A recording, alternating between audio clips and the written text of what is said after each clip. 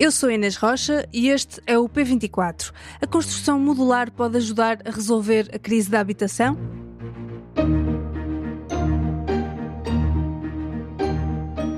É mostrar ao país que há soluções de construção de habitação para responder às necessidades urgentes e àquelas que são necessidades de médio e de longo prazo. Há dias, o secretário-geral do PS apontou a construção modular como uma possível solução para a crise da habitação, em particular para situações de emergência, como aquela que aconteceu no bairro do Talude, em Loures, com barracas a serem demolidas. José Luís Carneiro apontou a rapidez na construção e o baixo custo como vantagens para a construção modular. Num período de 7 a 8 meses é possível colocar, o conjunto das empresas nacionais, colocar em cerca de 1.000 construções modulares para responder às famílias que vivem em circunstâncias especialmente exigentes. O custo construtivo destas unidades, de unidades equivalentes a estas, é de 900 euros o metro quadrado. Mas será a construção modular realmente mais barata? Será fiável?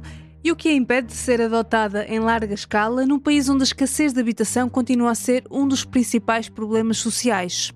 Neste episódio do P24 conversamos com o arquiteto Samuel Gonçalves, fundador da Summary, um estúdio de arquitetura que tem desenvolvido projetos de construção modular, alguns deles públicos. Por exemplo, 4 creches em Lisboa que foram as primeiras a serem construídas com o sistema modular no país. Samuel Gonçalves ajuda-nos a perceber o que distingue a construção modular da tradicional, como tem evoluído o setor em Portugal e o que falta para que esta abordagem industrializada à construção se torne uma verdadeira alternativa, não só no papel, mas também no terreno. Seja bem-vindo ao P24, o seu dia começa aqui. Samuel Gonçalves, bem-vindo ao P24, obrigada por ter aceitado o convite para estar aqui. Para quem ainda não está familiarizado com este conceito, o que é exatamente a construção modular e que vantagens é que tem em relação à construção tradicional? Bem, olá Inês, muito obrigado pelo convite. Eu diria que não há uma definição estanque, nem mesmo na literatura especializada, mas a construção modular, tendencialmente pré-fabricada, na minha opinião, enquadra-se muito bem naquilo que o professor Nuno Portas, que nos deixou há pouco mais de uma semana, definiu como construção industrializada. Então ele dizia que a construção industrializada é a produção industrial das partes, entenda-se as partes dos edifícios, que são colocadas em obra por meios mecânicos apenas acionadas ou coadjuvadas por trabalho manual. Ou seja, traduz-se em módulos de edifícios produzidos em fábrica e montados em obra por gruas e equipamentos similares, com maior rapidez e menor intervenção do trabalho braçal. Quanto aos benefícios, são muitos e não vamos ter tempo aqui para os explorar na totalidade, mas vou elencar aqueles que considero fundamentais. Primeiro, a rapidez, dependendo do sistema que utilizamos, a construção pré-fabricada, a construção modular, pode reduzir para menos de metade o tempo de obra, e obras mais rápidas significam também um menor impacto na vizinhança, menos ruído, menos poeira, menos limitações de trânsito, etc. Um segundo aspecto importante é a redução do consumo de recursos, a redução do desperdício. Este é um fator essencial, tendo em conta o desafio ambiental com o qual nos deparamos atualmente, e sendo também a construção a indústria mais poluente do planeta. E há um terceiro aspecto que eu acho muito importante e que muitas vezes é esquecido, que é a melhoria das condições laborais dos operários, que deixam de trabalhar sujeitos às condições climatéricas, por exemplo, sujeitos ao calor abrasador que temos sentido nos últimos dias em Portugal, e passam a trabalhar abrigados, em ambiente de fábrica, com mais conforto, com mais segurança e até em ambientes mais inclusivos. Eu há dias visitei uma fábrica de módulos em Braga, onde 50% dos funcionários eram mulheres. E isto, quer queremos, quer não, é uma realidade nova em Portugal no setor da construção. Uhum. Mas muitas vezes pensa-se que por ser mais rápida também é necessariamente mais barata. Mas isto é mesmo assim? Não. E esse é um dos mitos que importa clarificar. A construção modular não é mais barata que a construção corrente ou que a construção tradicional, e a questão que muitas vezes me colocam é, então, se a construção modular é mais rápida e exige menos mão de obra, por que razão não é mais barata? E ela não é mais barata porque, apesar de tudo isto, exige um investimento maior em tecnologia, um investimento maior em infraestrutura, ou seja, em máquinas, em softwares e em espaço de fábrica, e, obviamente, tudo isto custa dinheiro. Mas há uma ideia que também talvez seja um mito de que esta construção, por ser modular, pode ser feita em série, ou seja, pode ser replicada em qualquer sítio do território e que, portanto, depois acabará por ficar mais barata. Isto também não é bem assim? É verdade, mas essa replicabilidade, essa seriação também tem algumas limitações, a começar por limitações impostas pela própria escala dos empreendimentos. Em Portugal, tendencialmente, fazemos empreendimentos relativamente pequenos que não permitem a seriação de elementos em grande escala. Segundo, também as particularidades topográficas de cada terreno fazem com que seja difícil repetir os mesmos projetos e mesmo os mesmos componentes construtivos de sítio para sítio. Portanto, em cada projeto vamos estar sempre dependentes da orientação solar, do ponto de acesso, da própria inclinação do terreno. Isto faz com que seja completamente impossível nós definirmos projetos tipo que possam ser replicados às cegas pelo território. E depois, também pela complexidade do tecido regulamentar que temos em Portugal. Nós temos PDMs que são diferentes de município para município e dentro de cada município também temos circunstâncias, do ponto de vista regulamentar, que são diferentes de zona para zona. Portanto, uma maior replicabilidade, uma maior repetição que a pré-fabricação, por um lado, permite e, por outro, também exige para que se torne vantajosa do ponto de vista económico, não pode ser confundida com digamos, esta intenção de fazer projetos tipo de forma indiscriminada. Isso não seria praticável e não seria bom para ninguém, muito menos para o nosso território. O passo que temos de dar para que a construção modular se possa tornar efetivamente mais barata que a construção tradicional é, como tu sugerias, trabalhar mesmo em grande escala e com uma margem de repetição muito grande. E isto estamos a falar de complexos com centenas de apartamentos e com muita repetição também ao nível do desenho, quer das tipologias que estamos a construir, quer mesmo do próprio desenho de fachada e dos elementos estruturais. Agora, como todos sabemos, em Portugal, esse tipo de empreendimentos com centenas de casas são muito raros. Certo. E também existe a ideia de que, por ser mais rápida, a qualidade é inferior à das construções tradicionais. Isto também é um mito? Sim, é um mito e é importante tranquilizar uma boa parte da opinião pública que tantas vezes duvida deste tipo de construção.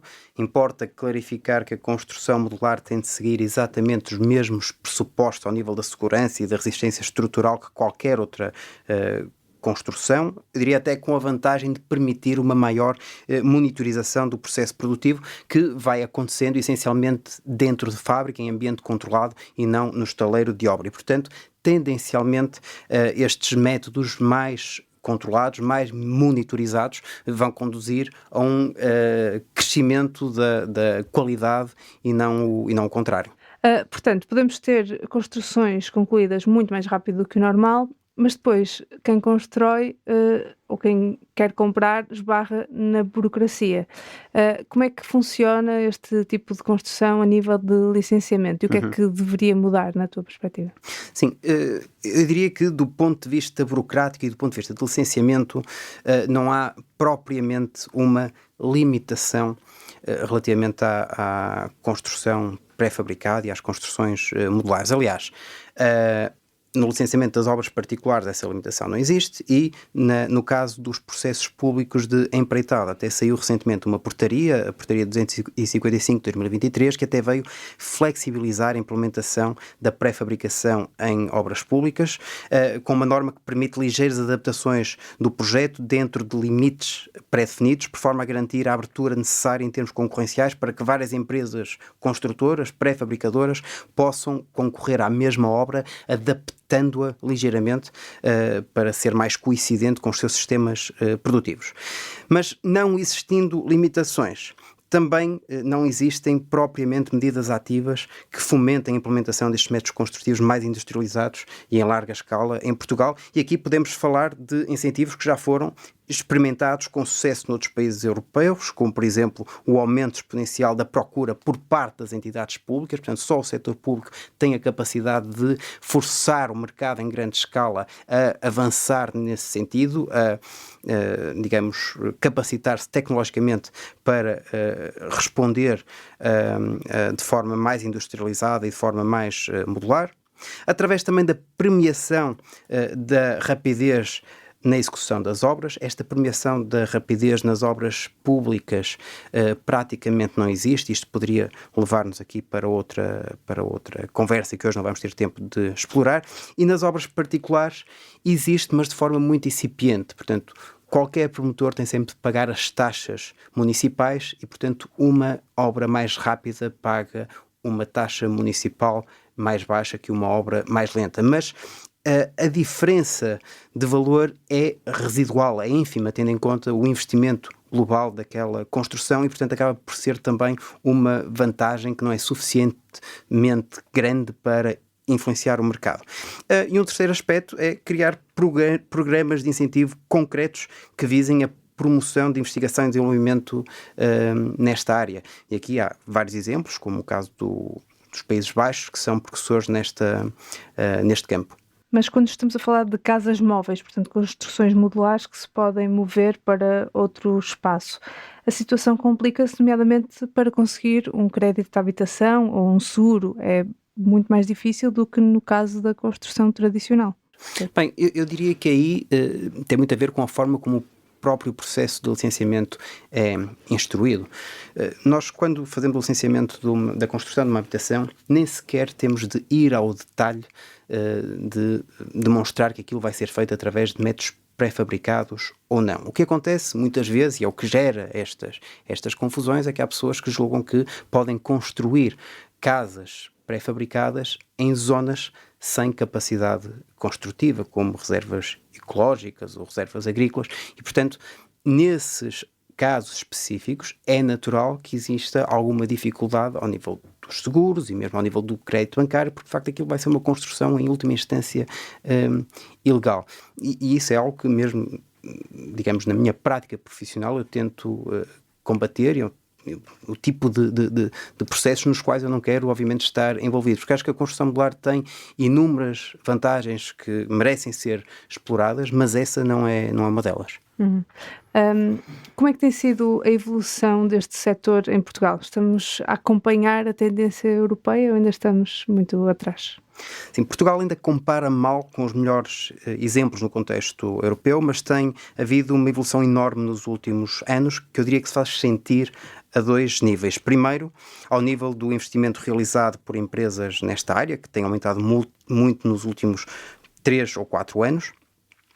Isto é notório mesmo em grandes empresas portuguesas, algumas das maiores do setor da construção, que durante décadas têm dedicado à construção tradicional, à construção corrente e que nos últimos 3 ou 4 anos têm investido imenso na industrialização, na modularidade, na pré-fabricação. Acredito também que essas empresas tenham feito esse caminho um pouco forçadas pela crescente escassez de mão de obra, que neste aspecto em concreto acabou perversamente por ter aqui um efeito positivo, porque acaba por estar a qualificar o setor da construção em Portugal.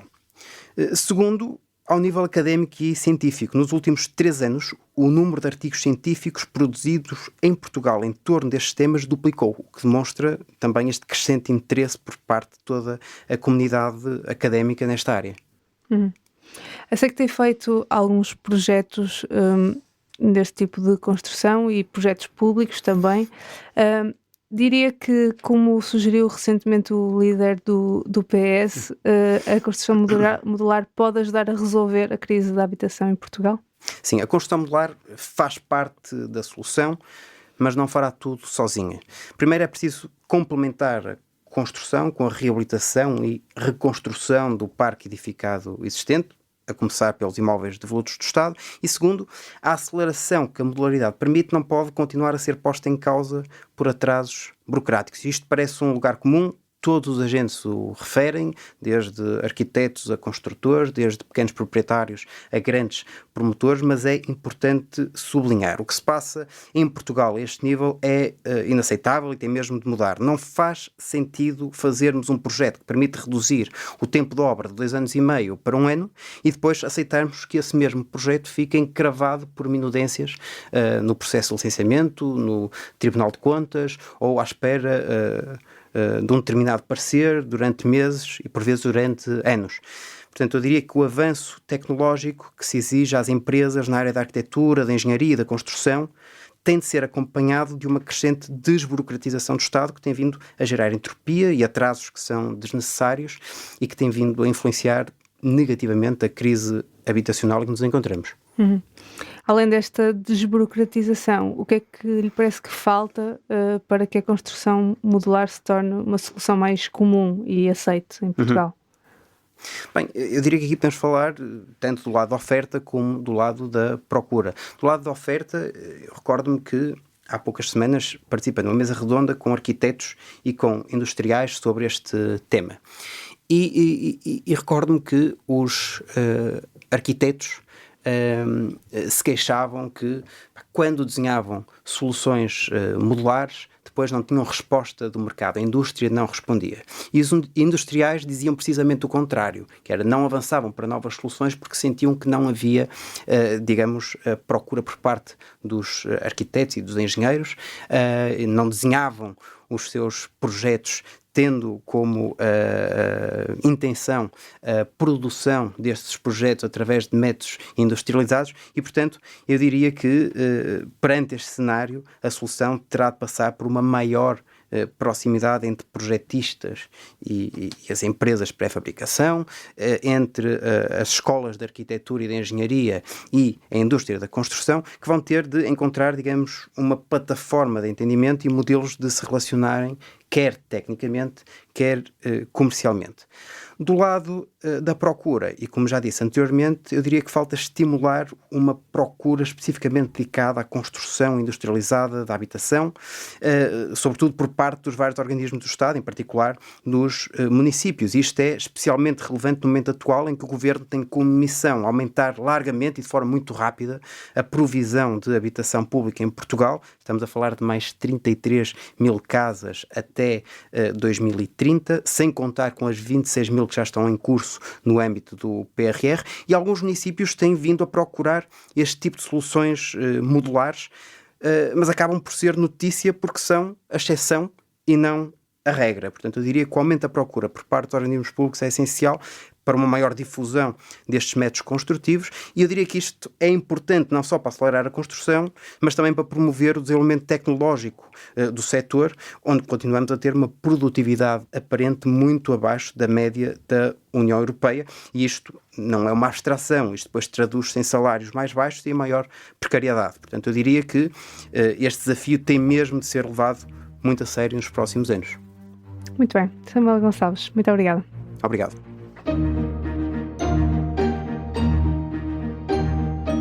Discordei do plano de atuação do General Spínola porque era, na visão dele, uma reconquista do territorial de Portugal. E uma guerra clássica. Sim, como uma guerra clássica. Eu entendia que tinha de ser uma guerra subversiva. Há 50 anos, no verão de 1975, Portugal esteve à beira de uma guerra civil. O país vivia literalmente a ferro e fogo. Foi o verão quente em que o general Spínola idealizou um exército e a invasão de Portugal para expulsar os comunistas do poder. Uma época que o público revisita no P2 deste verão.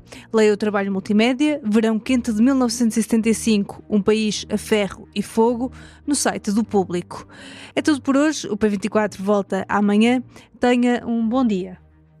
O P24 é um podcast do Público com música original de Ana Marques Maia. A sonoplastia deste episódio é de Inês Rocha.